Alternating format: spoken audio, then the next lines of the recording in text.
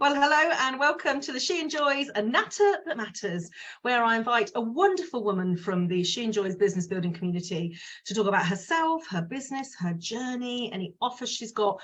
And if you want to obviously connect with her after this, then you can do, whether you're listening, watching, or you're tuning in. So today I have the wonderful Kezzabelle as I know her, Ambler, and she is going to tell you all about herself and what she does, and she might even do a little demonstration of what she does, which is no better way to discover, really. Hello, Kezzabelle, how are you? Bonsoir, I'm great, thank you. Do you know what? Bonsoir I love, but I don't speak any other French, so as soon as I say it, someone responds and think, oh God, I've got myself into a French conversation where all I can say is je m'appelle Vivienne, and that's it. So yes, introduce yourself to those that are receiving this. Okay, well, I'm Kezzabelle Ambler. I'm a performance poet. I'm the 11th Bard of Northampton. I'm an author, and I run Weaving Words creative writing workshops in the community, in mental health boards, at festivals, all over. And I also run retreats. Lovely. There's a lot of I am in there.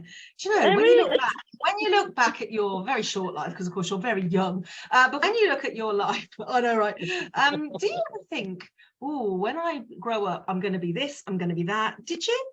Tell me about that. What did you want to be when you grew up? No, actually, I can't remember.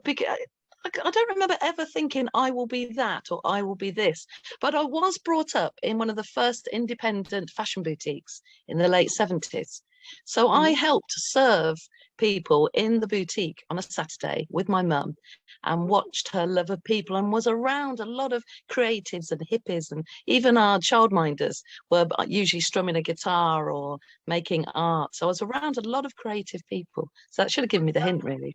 Yeah, it does. That's why you like to wear a tutu, Kezzabelle. How cool. You always look really good. That explains a lot. So you've been kind of had it bred into you to always kind of put your best self forward. So that is very good. Lovely. And tell everybody what you do now then. So that little girl that grew up from the boutique, what happened to her?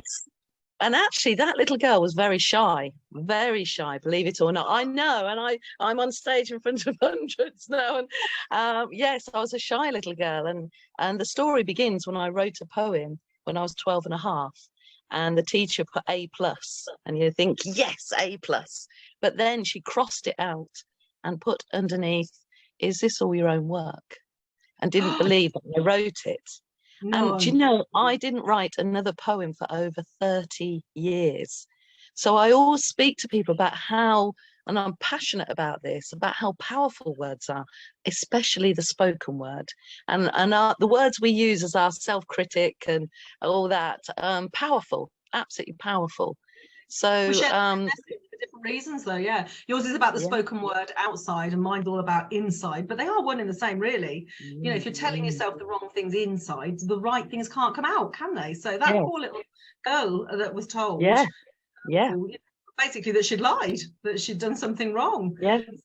What encouraged you to go forward then? What to go from that, oh, I'm not doing that ever again, to, oh, actually, I'm going to? What was that step forward to where you are now? There was a really difficult time in my life. I was struggling within my marriage. My granddad, who was 100 years old, he was dying, and there was a lot of change and a lot of difficulty. And I remember in my mid-40s writing a poem and hiding it. It was so revealing even to myself that I hid it.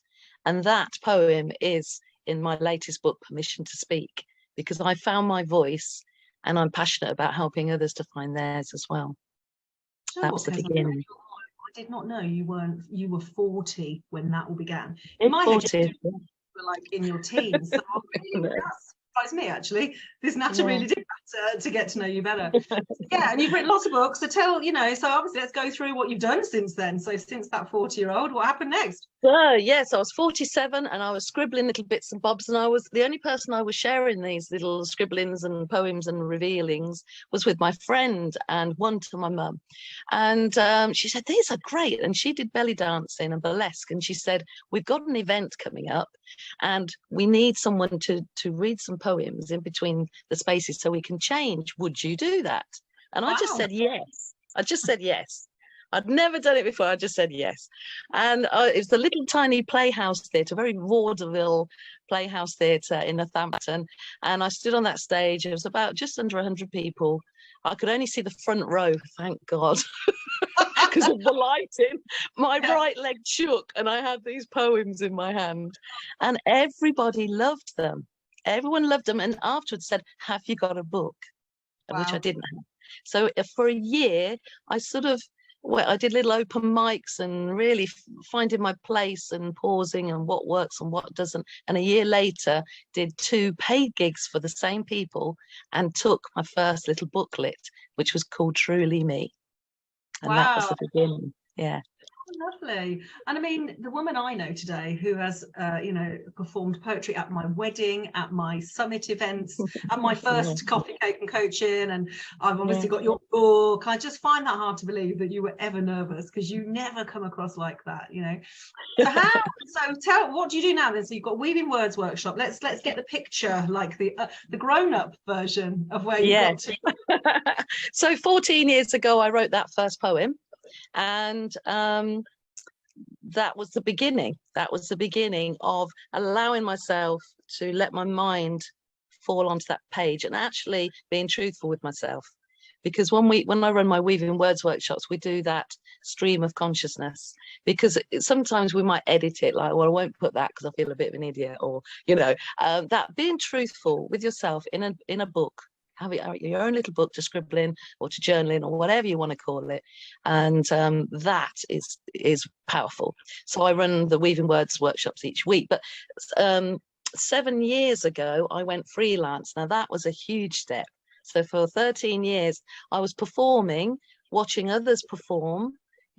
Kate Tempest was in Corby, and we supported them, and also going to their workshops. I learned so much, and Natter and some big names now. I learned so much, and I just wanted to share what I learned. So around my dining room table 7 years ago, 8 people sat, and I made some flapjack, and we had little pots of tea, and we wrote. And I had a 6-week course, and after that 6 weeks, no one wanted to leave. And some of them still come now, all these years later. Now that's how you build a business. Well, from the heart out. So they talk about building from the ground up, which most business owners do, but you were from the heart out and from your own experience. That's lovely, isn't it? And do you know what? You've just made me realise why I don't journal. Like, I teach journaling, I understand it, but I very rarely do it. And I'm just realising that I had quite a violent relationship with a guy when I was in my mid-20s, and I had diaries. They weren't really lots of my thoughts and feelings, but there was quite a lot of stuff in there, and there was lots of. Was very jealous and possessive, and he'd made me burn them all. And I just realised it just feels like but I had no idea about this, Kezzabelle. You just triggered that in me. That's probably why I don't do it, because he'd read them, and he had loads of ammunition of, just my past. I had a past. I was only with him. A past. It was almost like I didn't want to put that down ever again. So so that's why possibly I don't journal, and possibly there's a few other people who would resonate with that. Don't want to have their stuff found, or when you're rich and famous, you don't want your kind of secret diaries to be discovered. But it's very powerful, definitely, to write your head into your pen right through into the paper. And then we also do prompts as well. So once you've sort of let all that out, sometimes we share it vocally, sometimes we don't, depending. And sometimes we cry, we laugh, we might have some little saucy conversations, and it goes all over the place. But then I'll do a prompt, and it might be something that we smell, or it might be something that we taste, or a prompt, a line, or something from the garden, or whatever it is. And so it's in person and online. Some people come online from all over the world, actually, from Mauritius. That's marvellous. Why have I not been to this? How have I not been to one of these? I find this quite bizarre, actually. I didn't fully understand what it was, actually. This has really helped me, genuinely, apart from everybody else listening and watching. It's genuinely So how can people come? How can people get involved? What do you want from anybody that's listening? So they just go on my website, kezzabelle.co.uk, and they can book a slot. It's as simple as that. Or I do a 10-15-minute chat if they want to know more. And lovely. I'm on all the social medias anyway, but I also host and do speaking events and things. So I've got some of those coming up soon. And so I shall be a sparkly host for a charity event introducing singers and dancing and and beautiful meals and things. And I'm also doing some poetry in between Northampton Male Voice Choir in St Giles Church. Yes, so people wintry tales and come and be their compere or their entertainment or their fabulous fulfillment from between things too. And lovely. And I know you've got a poem that you're going to share today. Your own. Yes, I want to encourage whoever's watching this to have a go. And like I say, I was very shy, and my book Permission to Speak, I want to encourage people to find their voice. And I've got a new book coming out soon called Permission to Love Yourself.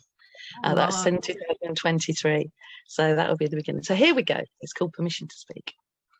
We all have a story, questions, intentions, desires, a wish, family memories, love, realities, anguish, conversations buried, suppressed needs to express, to declare our truth, to process and address.